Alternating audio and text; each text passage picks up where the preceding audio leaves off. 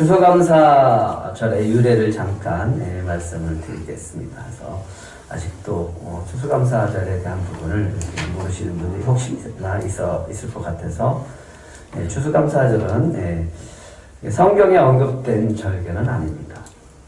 기독교의 전통 속에서 생겨난 절기고요.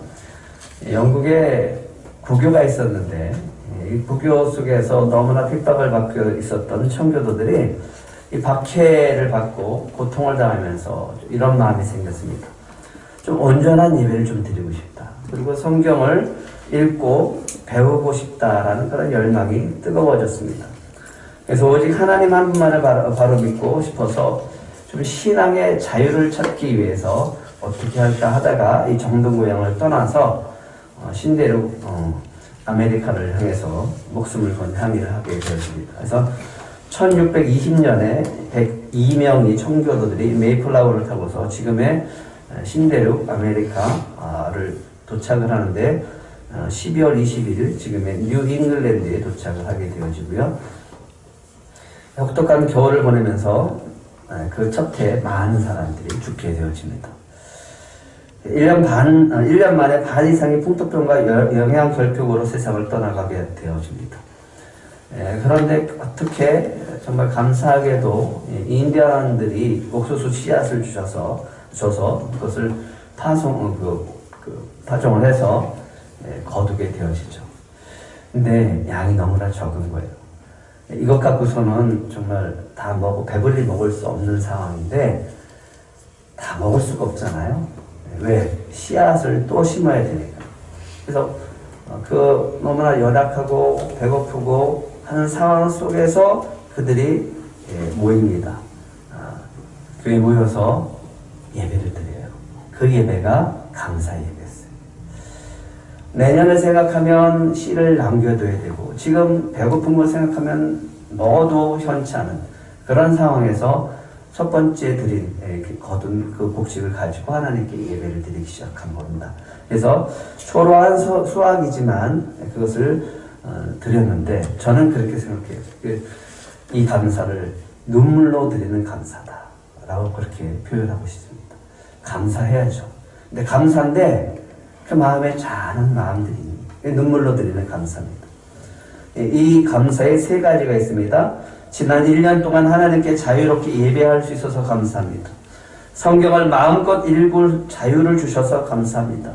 이 새로운 땅에서 농사를 지을 수 있는 터전을 주셔서 감사합니다.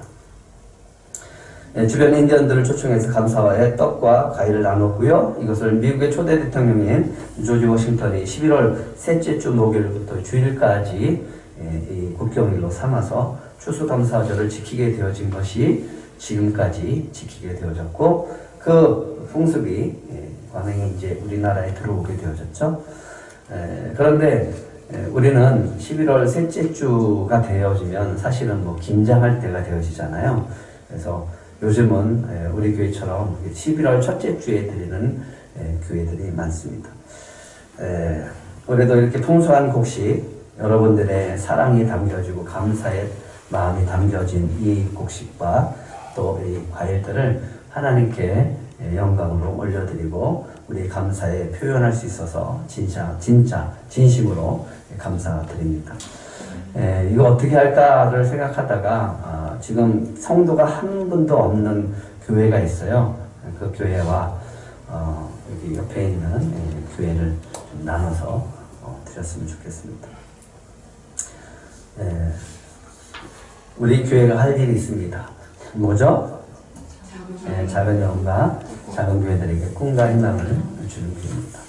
그 일들을 저와 여러분이 함께 동참해서 같이 나갔으면 좋겠습니다.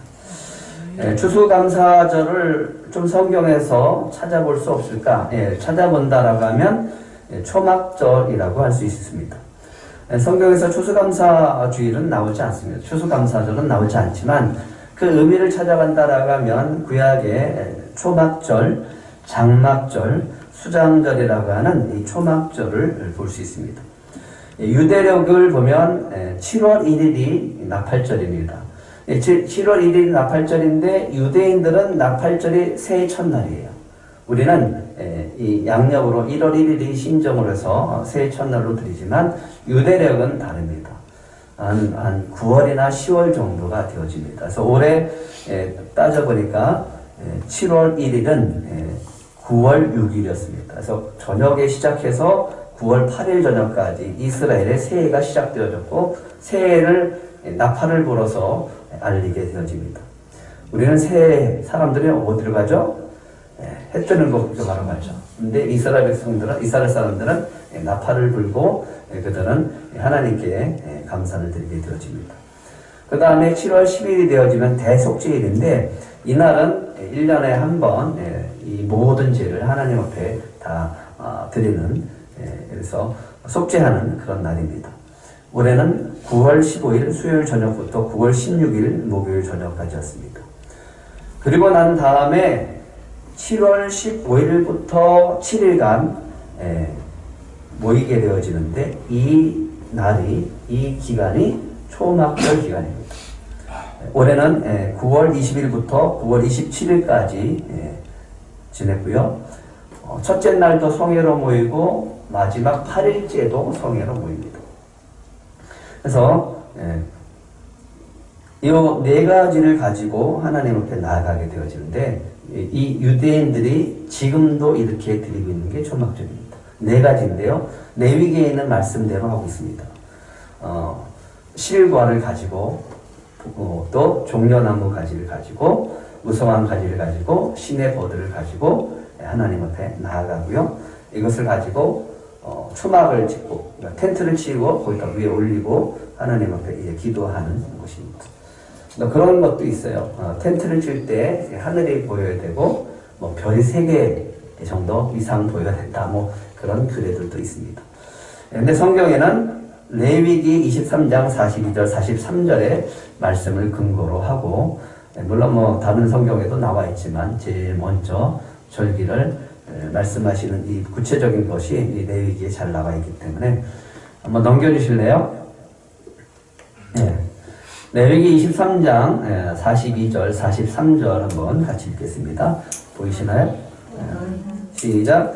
너희는 이래 동안 초막에 거주하되 이스라엘에서 난 자는 다 초막에 거주할지니 이는 내가 이스라엘 자손을 애굽 땅에서 인도하여 내던 때에 초막에 거주하게 한 줄을 너희 대대로 알게 하느니라. 나는 너희의 하나님 여호와입니다. 이게 핵심이에요. 절기를 지키는 데 있어서 하나님이 절기를 지키라고 하는 것은 뭐라고요? 나는 너희가 누구죠? 이스라엘 백성. 이스라엘 백성의 하나님이다. 야훼 하나님이다 라고 명시합니다. 그래서 이들은 절기를 지키면서 초막절을 지키면서 뭘 고백을 해야 돼요? 하나님은 우리의 하나님이다. 하나님은 이스라엘 하나님이다 라고 고백을 해야 된다라고 하는 겁니다. 근데 하나님께서 지키라고 하는 것이 있습니다. 뭐냐 하면 너희가 장차 이스라엘이 저 가나안 땅에 들어가서 땅의 소출에 나오는 것을 가지고 하나님께 드리는데 소심철은 사실은 곡식을 드리는 건데 초막절은 과일도 들어갑니다. 과일이 대부분 많으니까 포도, 무화과, 올리브 같은 것을 드리게 되어집니다. 그리고 텐트를 치라라고 하는 거예요. 왜 텐트를 치라고 하냐면 초막절 너희들이 광야에서 40년 동안 살아오면서 애굽에서 너희들이 출애굽을 하고 광야에서 살았던 것을 기억하라고 하는 거예요. 그러면서 너희들은 어디에서 나왔다? 애굽에서 나온 백성들이다. 누가 구원했다? 하나님이 구원했다. 축복의 땅도 누가 준다? 하나님이다. 이 열매도 누가 준다? 하나님이다. 그러니까 감사하고 너희가 구원받은 것에 감사하라. 하나님이 주신 축복에 감사하라. 너희가 광야 생활했었던 것을 기억하고 감사하라 라고 하는 것이 초막절입니다. 그러면서 고백해야 되는 게 뭐라고요? 나는 너희의 하나님 여호와입니다. 나는 너희의 하나님이다. 이스라엘 백성은 우리의 하나님이다 라고 고백을 하는 것이 초막절의 핵심입니다. 그들이 살아가면서 이제 가나안 땅에 들어갔어요. 가나안 땅에 들어가서 절기를 지켜야 됩니다. 유월절, 초실절, 맥주절, 이 초막절은 이제 수장절이라고 하기도 하고 장막절이라고 하기도 합니다. 이걸 하면서 그들이 기억해야 되는 게 뭐라고요? 하나님은 우리 하나님입니다. 이스라엘의 하나님이다라고 고백하고 그 하나님이 우리에게 축복을 주셨고 그 하나님이 우리를 구원하신 하나님이다. 그 여호와임을 알게 하고 여호와가 하나님이 이스라엘의 하나님임을 고백하고 자손들에게도 그렇게 가르쳐야 되는 백성들이 바로 이스라엘 백성이었습니다. 그런데 문제는 이스라엘 백성이 가나안 땅에 들어가서 하나님만을 믿고 하나님께 감사드리고 구원의 기쁨 속에서 살아가야 되는데도 불구하고 슬슬 구원의 기쁨이 사라지고 감사가 사라지기 시작합니다. 하나님을 나의 하나님, 우리 이스라엘 하나님이라고 고백해야 될 이스라엘 백성들이 점차 보니까 이방 사람들이 보이기 시작합니다. 가나안 사람들이 보이기 시작합니다. 그들이 섬기는 우상들이 더 좋아 보이고 그들이 섬기는 우상들이 오히려 더 큰 축복을 주는 것처럼 보여지는 거예요. 그래서 다른 신들을 믿기 시작합니다. 바알, 아세라. 심지어는 수입해요. 이방신도, 몰렉, 금오수. 이런 신들을 섬기다가 하나님은 결국 하나님의 말씀대로 살지 않는 이스라엘 백성을 심판하실 수밖에 없었습니다. 하나님만을 의지해야 된다. 내가 너희의 하나님이라고 늘 기억하라고 했는데 그들은 하나님을 떠나고 하나님을 버리고 심지어 하나님을 의지하고 살아야 되는데도 주변의 큰 나라를 의지하게 되어집니다. 그 백성들 가운데 하나님의 말씀이 무너지니까 뭐가 없어지냐면 공의가 사라집니다. 정의가 사라지는 거예요. 오늘 큐티 말씀에도 공의가 나오는데 공의가 왜 중요한가? 하나님의 성품입니다. 공의가 무너지면 하나님의 통치가 무너집니다. 공의가 무너지면 억울한 사람들이 생기고 공의가 무너지면 하나님의 법 질서가 무너집니다. 하나님의 은혜에 감사해야 될 이스라엘 백성들이 하나님을 향해 감사하지 않고 하나님을 향해 예배하지 않습니다.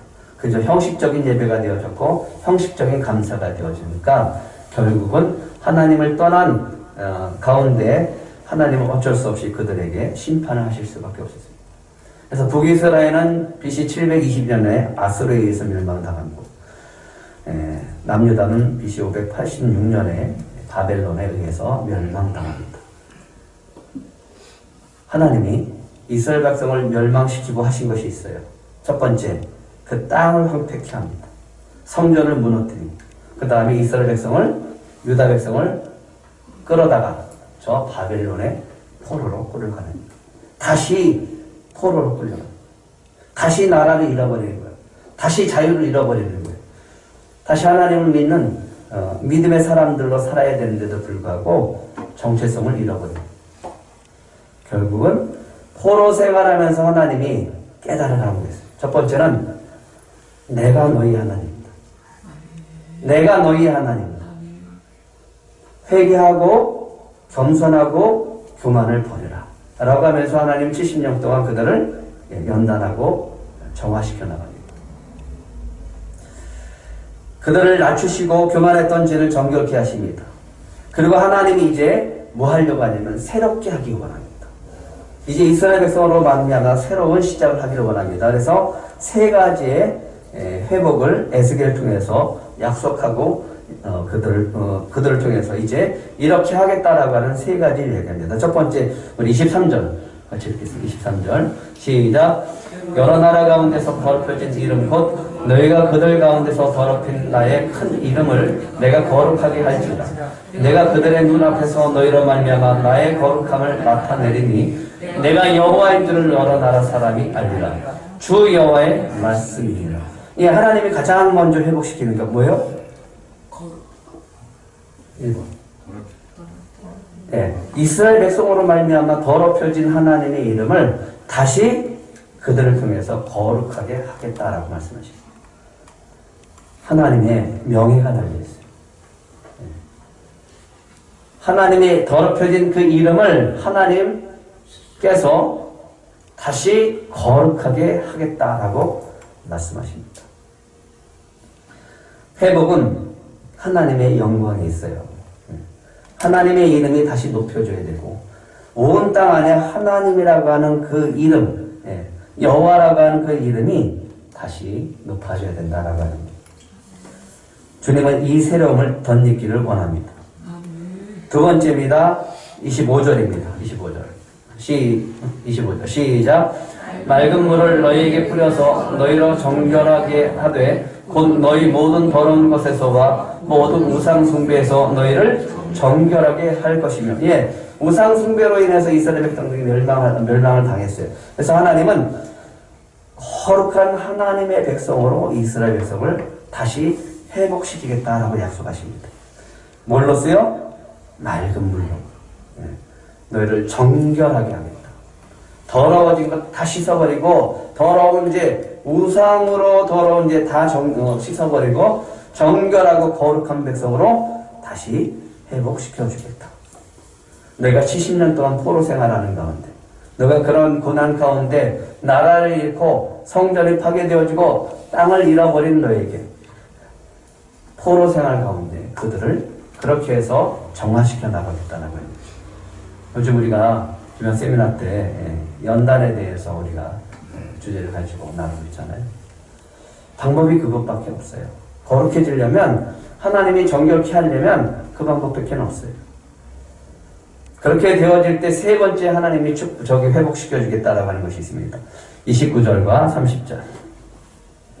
29절, 30절. 시작. 내가 너희를 모든 더러운 데서 구원하고 곡식이 풍성하게 하여 기근이 너희에게 닥치지 아니하게 할 것이며 또 나무의 열매와 밭의 소산을 풍성하게 하여 너희가 다시는 기근의 욕을 여러 나라에게 당하지 아니하게 하리니. 성경에서 하나님이 심판하고 하나님의 재앙이 내릴 때 대표적으로 내린 게 뭐냐면 기근입니다. 기근이 임하면 하나님께 뭘 드릴 수가 없어요? 여러 앞에 있는 하나님께 감사의 예물을 드립니다. 이 땅이 황폐케 되면 땅의 소산물로 하나님께 영광을 드릴 수가 없는, 그게 하나님이 내린 재앙입니다. 먹을 게 없었어요. 그러니까 자기 자식까지 잡아먹는 그런 끔찍한 일들이 벌어집니다. 이제 하나님이 얘기합니다. 너희가 내 이름이 다시 거룩해 되어지고 이스라엘 백성이 다시 정결케 되어지면 약속하는 게 있습니다. 땅도 회복합니다. 땅이 왜 회복돼야 돼요? 하나님 앞에 소산물로 하나님께 영광 올려드립니다. 아담이 죄를 졌습니다. 제일 먼저 저주가 내리는 거예요. 그로 인해서 뭐가 저주받았어요? 땅이 저주받았어요. 우리가 어렵고 힘들고 경제적으로 어렵다라고 하면 다시 한번 우리가 우리의 삶을 돌아봐야 됩니다. 혹시 하나님의 재앙이 임한 건 아닙니다. 하지만 하나님의 이름이 회복되어지고 하나님의 백성들이 거룩해지면 모두 회복되어지냐면 땅도 회복되어집니다. 그런데 이걸 뭘로 회복하냐라고 하는 겁니다. 어떻게 회복하냐라고 하는 거예요. 26절, 27절입니다. 두 가지입니다. 시작. 26절, 27절. 26절, 27절. 우리가 그냥 이렇게 했습니다. 시작. 또 새 영을 너희 속에 두고 새 마음을 너희에게 주게. 너희 육신에서 굳은 마음을 제거하고 부드러운 마음을 줄 것이며 또 내 영을 너희 속에 두어 너희로 내 율례를 행하게 하리니 너희가 내 규례를 지켜행할지니라. 28절. 28절 시작. 내가 너희 조상들에게 준 땅에서 너희가 거주하면서 내 백성이 되고 나는 너희의 하나님이 되리라. 이거예요. 하나님이 하시고 싶어 하는 거. 다시 회복하고 싶은 게 뭐라고요? 나는 너희의 하나님. 나는 이스라엘의 하나님이 됩니다. 이스라엘을 완전히 버리지 않았어. 근데 두 가지입니다. 뭘로 회복한다고요? 새 영. 새 마음. 새 영이 뭐예요? 네, 성령입니다. 이 마지막 때 하나님께서 주시겠다라고 하는 것은 뭐냐면 성령이에요. 성령을 부어주면 우리의 마음에 거룩한 마음으로 변화가 되어지고 믿음을 가지고 살아가게 되어지는데 그것을 통해서 약속하십니다.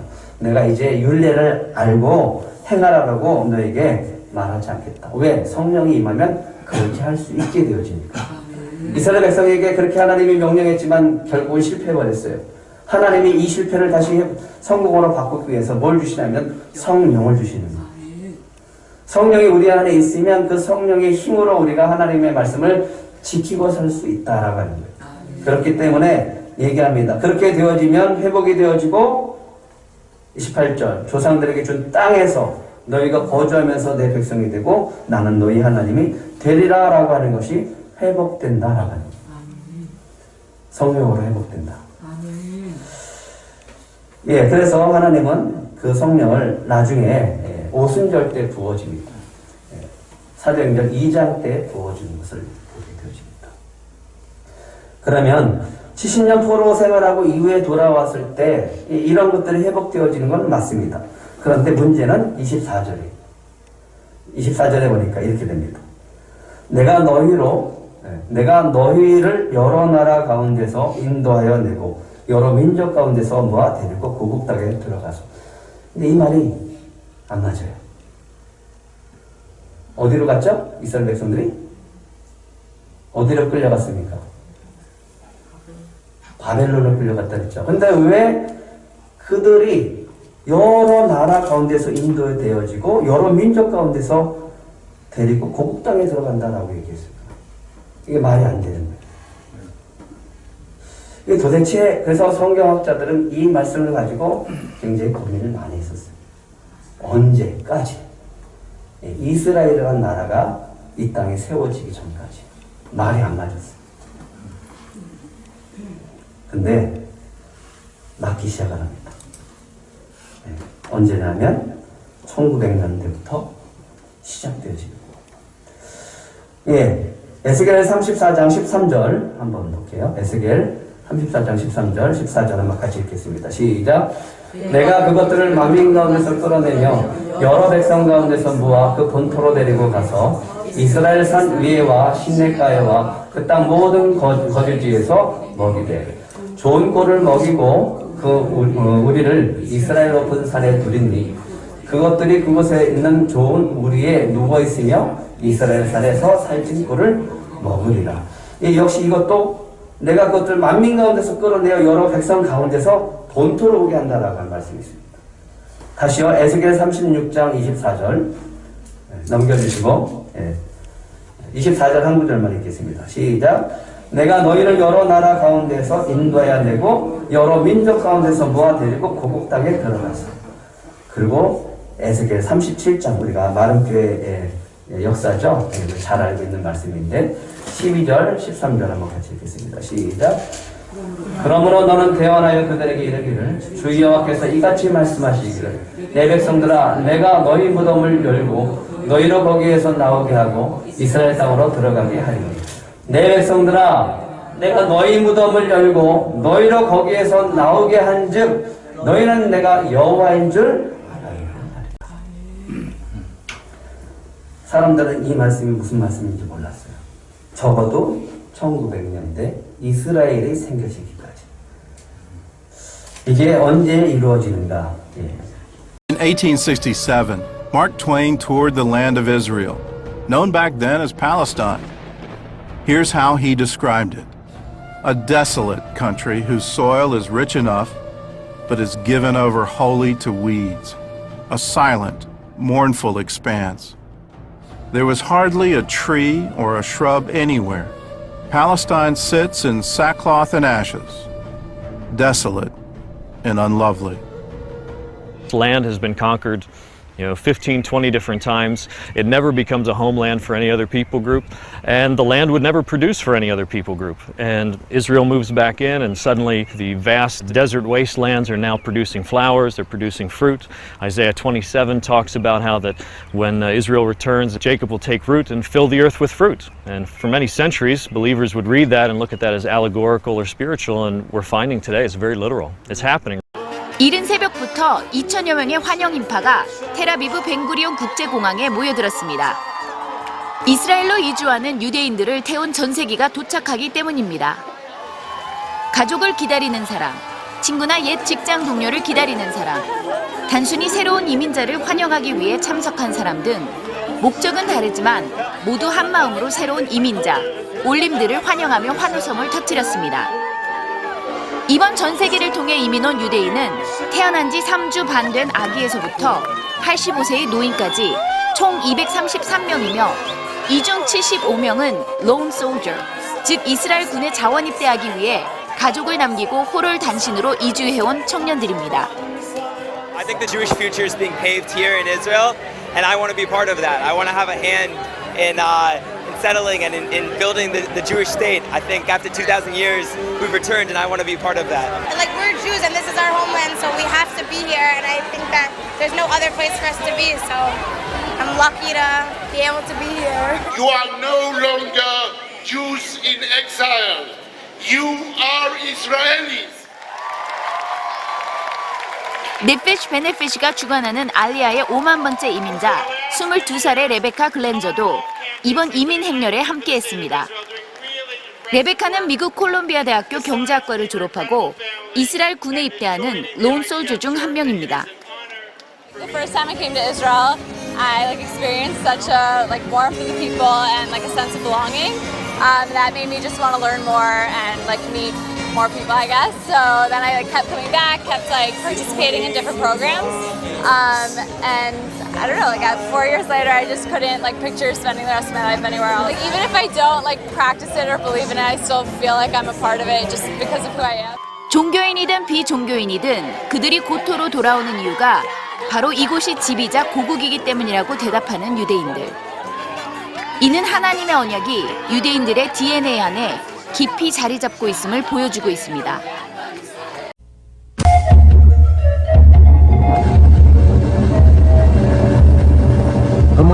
알모론가는 굉장히 가난한 마을이었습니다. 이 도시는 완전히 빈곤과 알코올 중독에 빠져 있었습니다. 폭력, 무지함, 주술, 신비주의, 우상숭배 등이었죠. 몇 킬로미터를 가면 우리는 알모론가 시내로 진입할 겁니다. 도시의 2만 명가량의 거주자들은 조상 숭배 제사의 끈을 끊기로 의지적인 결단을 했습니다. 결과적으로 알모론가는 오늘날 과테말라 전역에서 가장 깨끗하고 가장 번성하는 도시들 중 하나가 되었습니다. 사람들은 복음이 삶을 바꾸는 것을 보고 주목하기 시작했습니다. 사람들은 개개인의 삶의 변화들을 목격했기 때문에 복음에 점점 더 매혹되기 시작을 했죠. 19,000명이 사는 알모론가에 24개가 넘는 복음적인 교회가 있습니다. 마리아노 리스카세의 갈보리 교회는 1,200석이 있는데 거의 항상 꽉 찹니다.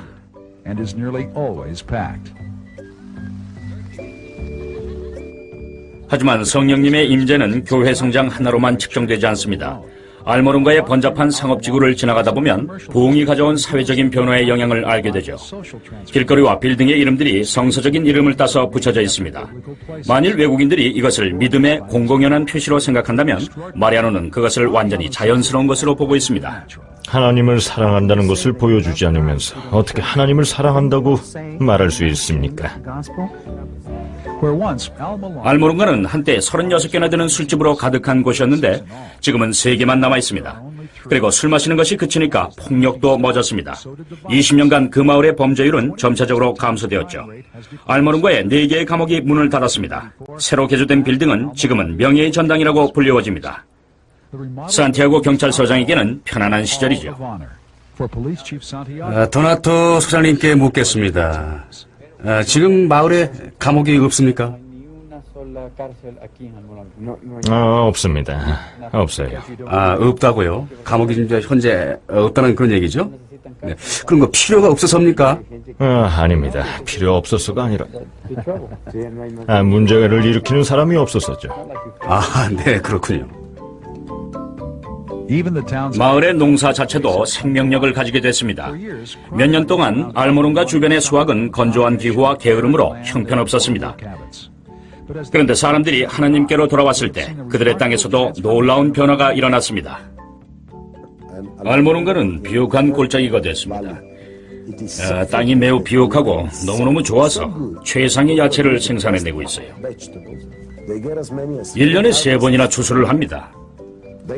그 야채들을 과테말라 또 멕시코 남부와 엘살바도르에 수출하고 있죠. 영적인 변화가 있기 전에는 재배자들이 한 달에 4트럭을 수출했는데 지금은 일주일에 40트럭이 마을을 떠나고 있습니다. 미국의 야채 정원이라는 별명을 가진 알모론가의 채소는 또 하나의 축복이죠. 믿기 위해 이 채소들을 봐야 합니다. 비트는 4-5파운드이고 당근은 이렇게 큽니다. 믿기 힘든 일이죠. 예, 제 팔보다 큰데요. 예, 굉장히 크군요. 네, 굉장합니다. 어때요?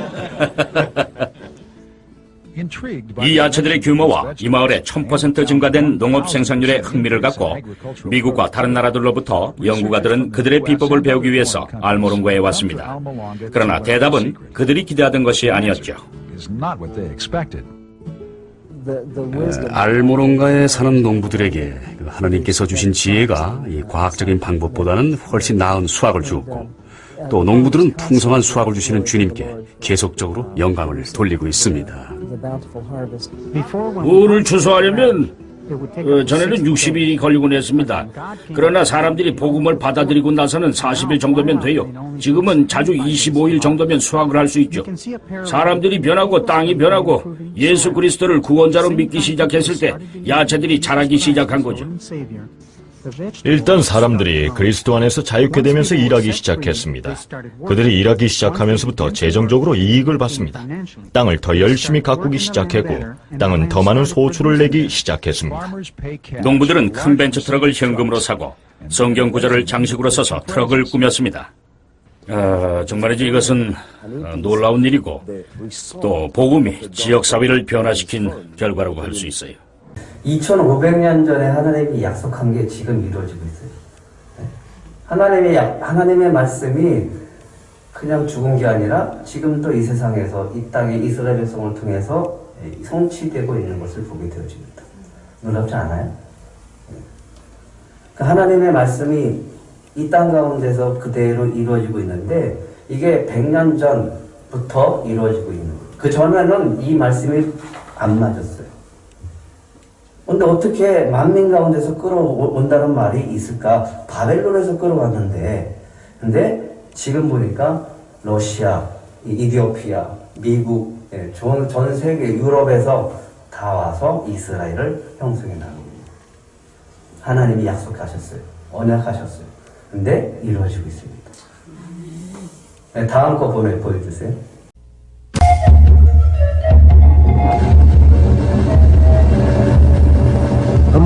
알모론가는 굉장히 가난한 마을이었습니다. 이 도시는 완전히 빈곤과 알코올 중독에 빠져 있었습니다. 폭력, 무지함, 주술, 신비주의, 우상숭배 등이었죠. 몇 킬로미터를 가면 우리는 알모론가 시내로 진입할 겁니다. 도시의 2만 명가량의 거주자들은 조상 숭배 제사의 끈을 끊기로 의지적인 결단을 했습니다. 결과적으로 알모론가는 오늘날 과테말라 전역에서 가장 깨끗하고 가장 번성하는 도시들 중 하나가 되었습니다. 사람들은 복음이 삶을 바꾸는 것을 보고 주목하기 시작했습니다. 사람들은 개개인의 삶의 변화들을 목격했기 때문에 복음에 점점 더 매혹되기 시작을 했죠. 19,000명이 사는 알모론가에 24개가 넘는 복음적인 교회가 있습니다. 마리아노 레스카세의 갈보리 교회는 1200석이 있는데 거의 항상 꽉 찹니다.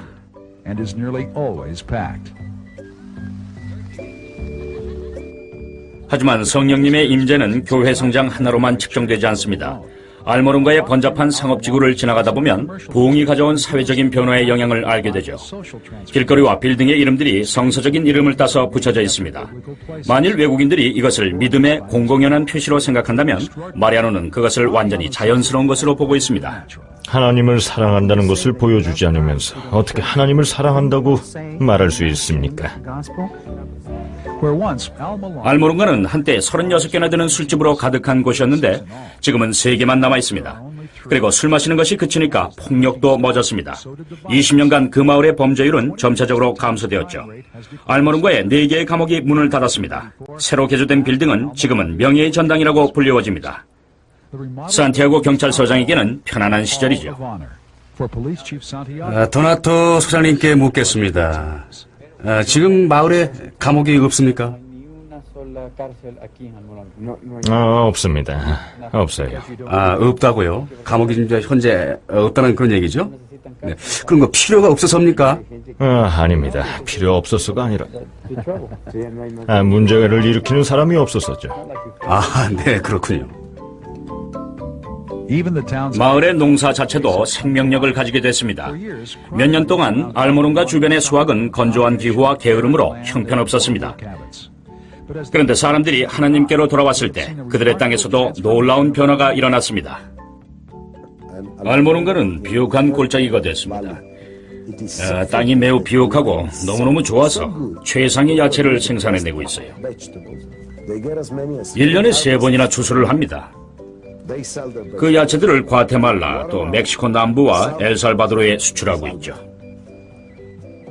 영적인 변화가 있기 전에는 재배자들이 한 달에 4트럭을 수출했는데 지금은 일주일에 40트럭이 마을을 떠나고 있습니다. 미국의 야채 정원이라는 별명을 가진 알모론가의 채소는 또 하나의 축복이죠. 믿기 위해 이 채소들을 봐야 합니다. 비트는 4-5파운드이고 당근은 이렇게 큽니다. 믿기 힘든 일이죠. 제 팔보다 큰데요. 굉장히 크군요. 네, 굉장합니다. 어때요? 이 야채들의 규모와 이 마을의 1000% 증가된 농업 생산률에 흥미를 갖고 미국과 다른 나라들로부터 연구가들은 그들의 비법을 배우기 위해서 알모론가에 왔습니다. 그러나 대답은 그들이 기대하던 것이 아니었죠.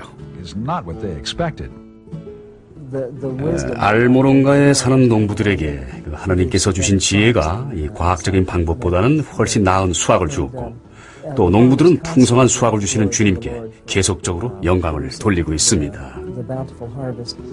우를 추수하려면 전에는 60일이 걸리곤 했습니다. 그러나 사람들이 복음을 받아들이고 나서는 40일 정도면 돼요. 지금은 자주 25일 정도면 수확을 할 수 있죠. 사람들이 변하고 땅이 변하고 예수 그리스도를 구원자로 믿기 시작했을 때 야채들이 자라기 시작한 거죠. 일단 사람들이 그리스도 안에서 자유케 되면서 일하기 시작했습니다. 그들이 일하기 시작하면서부터 재정적으로 이익을 받습니다. 땅을 더 열심히 가꾸기 시작했고 땅은 더 많은 소출을 내기 시작했습니다. 농부들은 큰 벤처 트럭을 현금으로 사고 성경 구절을 장식으로 써서 트럭을 꾸몄습니다. 정말이지 이것은 놀라운 일이고 또 복음이 지역사회를 변화시킨 결과라고 할 수 있어요. 고백하죠? 뭐가 변했다고요? 복음에 들어가고 거기에 회개가 나타나고 성령의 역사가 나타나니까 뭐가 회복되냐면 땅이 회복되어져요. 땅이 회복되어지니까 소출이 늘어나고 소출이 늘어나니까 경제적으로 풍요롭게 되어지고 풍성한 삶을 살게 되어지는 원리가 되어집니다. 성경 속에만 있나요? 성경 속에서만 있냐고요? 아니라고요. 그럼 어떻게 이 삶이 우리들 삶이 될 수 있을까? 26절, 27절을 여러분들이 기억을 하고 믿으시면 됩니다. 2가지입니다. 하나는 성령이고 하나는 새 마음입니다. 성령을 통해서 우리에게 주시는 그 마음을 가지고 주님의 말씀을 따라 살아가면 반드시 여러분들의 심령, 여러분들의 가정, 여러분들의 삶의 터전이 놀라운 풍성한 열매가 맺히는 역사들이 나타나게 될 줄 믿습니다. 이게 우리가 새 날의 축복입니다. 이거는 마지막 때 일어나는 일들입니다. 하나님께서 회복되어지고 마지막 날에 초막절에 되어지면 모든 민족들이 모인다라고 스가랴성에 있습니다. 예, 우리가 회복되어 있는 것, 이 말씀을 가지고 한번 일주일 동안 우리가 미션을 드릴 테니까 이걸 가지고 한번 해보세요. 아침마다 넘겨주세요. 아침마다 28절 한번 같이 읽고 28절 시작. 내가 너희 조상들에게 준 땅에서 너희가 거주하면서 내 백성이 되고 나는 너희 하나님이 되리라. 이게 되어지면 우리에게는 놀라운 축복이 시작되어지는데, 그래서 한 주간 이 말씀을 붙들고 기도하시기 바랍니다. 넘겨주세요. 미션. 한 주간 미션입니다. 같이 읽겠습니다. 시작. 아침마다 새 영과 새 마음을 담고 구하며 하루를 시작해 보시기 바랍니다. 그럴 때 성령께서 여러분들 안에 임하면 반드시 여러분들의 가정이 변화되어지는 역사가 있을 줄 믿습니다. 뿐만 아니라 놀라운 거는 동네가 변해요. 지역이 변해요. 어둠의 세력들이 떠나가면서 그 동네는 이 알모론가처럼 그런 놀라운 일들이 벌어지게 되어집니다. 우리가 들꽃 가족들의 기도를 통해서 성령의 역사들이 나타남으로 말미암아 이 동네가 변하는, 또 이 시대가 변하는 놀라운 역사가 있을 줄 믿습니다. 기도하겠습니다.